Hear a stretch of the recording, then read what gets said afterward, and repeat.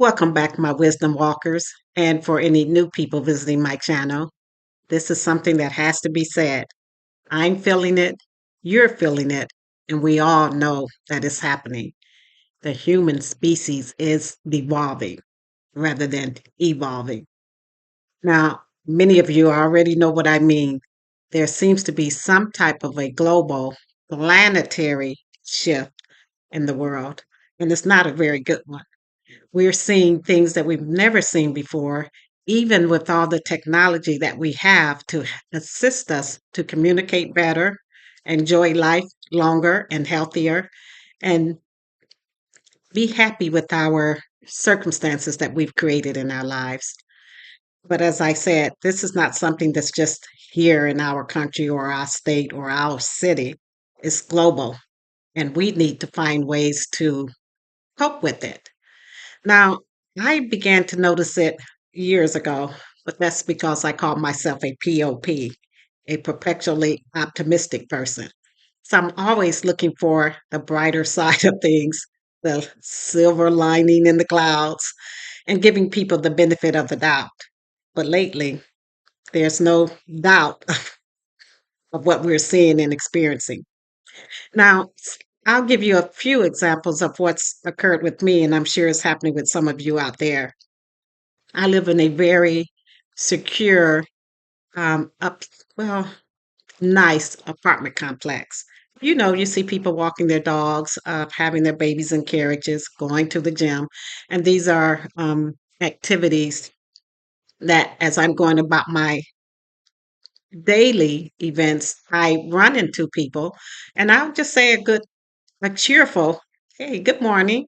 Now, the person that I'm speaking to sometimes is just, one person, or sometimes it may be a couple. They may look at me, they don't smile, they don't say good morning. And, sometimes they're older, so I'm like, well, maybe they didn't hear me, or maybe I didn't say it loud enough.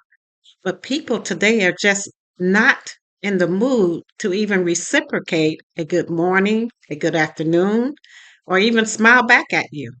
And I know there's lots of reasons for that, and we'll get into some of those as well. Another thing that you may have noticed is that many of us are doing more and more cocooning, meaning we're staying in our places of residence. We're turning down invites to do things with other people. We kind of want to be by ourselves. Part of that is we're ordering everything online, we're door dashing our food, we're getting things from Amazon. So we really don't have to connect or communicate with others. And when we begin to do that over a long period of time, guess what? It becomes awkward when we do have to do so because we haven't used those skills in a while. Another reason for people just feeling out of it, of course, is the state of the economy. And again, it's not just here, it's globally. Layoffs, firings, unemployment, that does take its toll on all of us, whether we're the ones that have been laid off or we know people that have been fired or laid off. Sometimes it just impacts us in ways that we don't even realize until we're in the thick of things. Morale has definitely gone down across the board. So it's not just at work. Morale has gone down in families, friends, just everywhere we look. And that makes productivity also go down. And in this case, I am talking about the workplace. People are just not feeling it anymore. We have big businesses and big corporations and companies that are looking to slash the bottom line. They're not replacing workers that are retiring. They're not replacing workers that are, you know, passed away. They're not replacing workers that have quit. What they're doing instead is adding that workload onto the workers that are still there. And that causes strains that we're all experiencing today. And trust me, I know how that can be. I mean, it's almost prevalent everywhere. It's like, we're not replacing anyone, so we need you to be trained on this. And after a while, those loads can be just too overbearing and overwhelming. And many of us are afraid to say that because we don't want to be the next one with our heads on the chopping block. We find that it's easier to disconnect with others, especially if, for whatever reason, they don't agree with us on a topic that we are passionate about. You remember back in the day when we could all agree to disagree and still respect one another?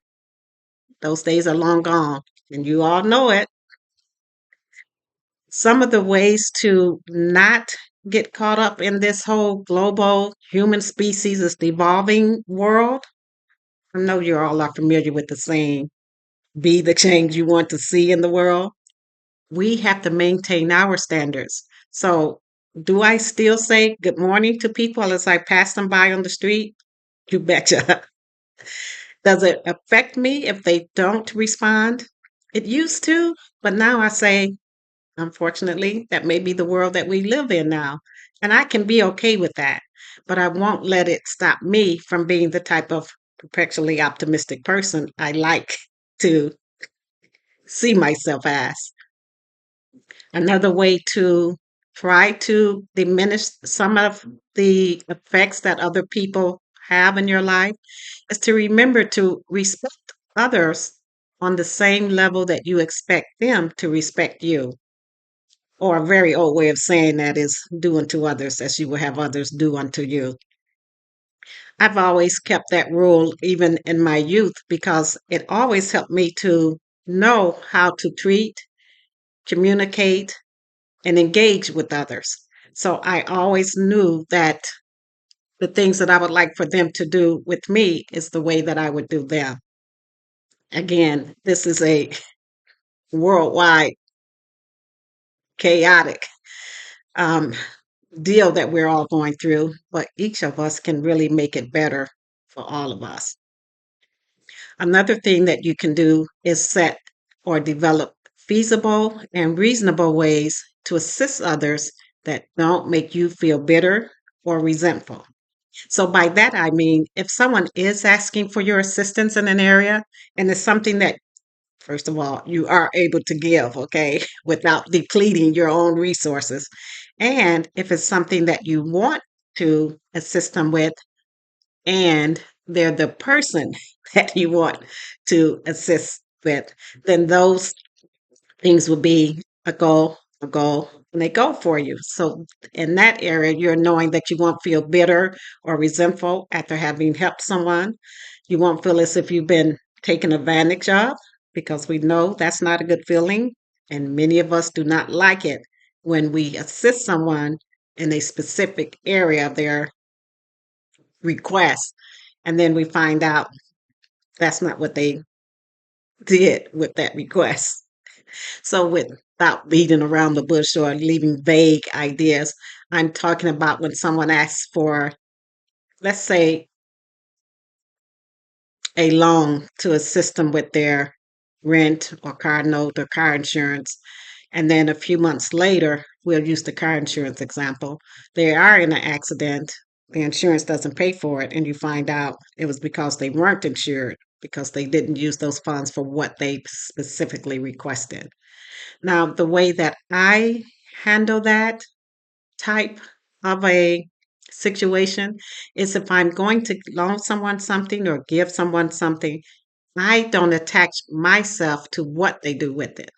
So, for instance, if I, in that same example, if I had given them funds for car insurance and then they didn't use it for that and their vehicle gets totaled, that's a choice that they've made, and I'm okay with them making their own choices for their own lives. But remember, we don't want to feel as if we are being used or taken advantage of.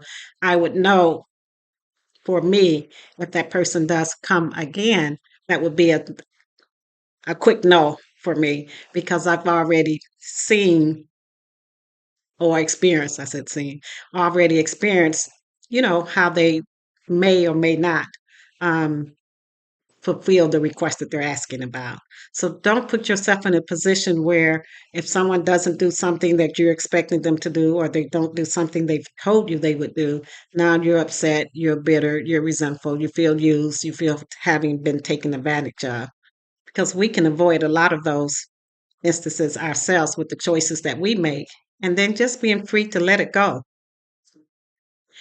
Another way to cope with the global effect of the human species devolving, I might add at a rapid rate, is to understand those things in life that you, not someone else, not your spouse, not your children, understanding the things that you can control.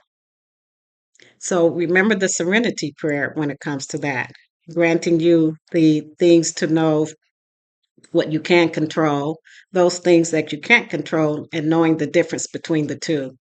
So don't be upset about things that other people are doing or choices that others may be making in their lives, as long as those choices are not impacting you in a negative way. There are things that you can't control, and of course, we can't control other people. We can't control their thoughts, their opinions, their beliefs, their desires, their actions, their behaviors, but we can control ours. So understand what you can control and just accept the things that you can't. I mean, what else can you do with it? Worrying would definitely not get us anywhere unless, as I said in a previous video, worrying leads to solutions. Because sometimes people are worried about things and they'll say, well, what if this, if I could do this, or what if I could do that? Now, the key word is I, because you can't say, what if he or she does this? Because again, you can't control what someone else may or may not do, think, be, or behave. So understand what you do have control with, and then take control of those things and develop a reasonable, feasible plan for you to be able to input whatever changes you would need in order to experience the things that you would like to experience. Now, I know that, well, shouldn't say I know. I feel that the world that we have right now, unfortunately, is something that all of us have had some type of input. We've had some type of ways that we've all have created it so that we're experiencing the human species developing at a rapid rate. And I say that by saying that sometimes we've seen things about to go downhill. And what did we do? Yeah, I gave you an example of that. We stay silent, we say nothing. And silence leads to agreement. And when we don't speak up about things that we see that could be or could have been avoided or prevented that would benefit the community, ourselves, this global unit, then we are also a part of everything that we're experiencing today. Now, the reason I say that is because a lot of people, and most of us, well, I'll say, as it is human nature for some people to always blame others. It's the baby boomers that did it. And the baby boomers are saying, no, it's the Gen X or Gen Z or the millennials. All of us have played a part in getting us to where we are today. And all of us can also play a part in getting us to a new tomorrow that benefits not just ourselves, our families, our communities, our country, but can affect us all globally on this planetary sphere. So I just wanted to say if you think that there's a shift or you felt like you're in the twilight zone, you are not alone. All of us are feeling it. All of us are experiencing it, and it's impacting all of us, and it'll continue to impact generations to come if we continue on the path that we're on. Now, some people say that's just the way it is. It's written in the word. There's no turning back. But as long as we are here, we can always make change. We just have to be willing to do so. So I want to thank my wisdom walkers for returning, and for new subscribers. This is Life Lessons Learned. And you guys know my mantra: knowledge is in the knowing, but wisdom is in the doing. And the proof of any lesson is the application of it.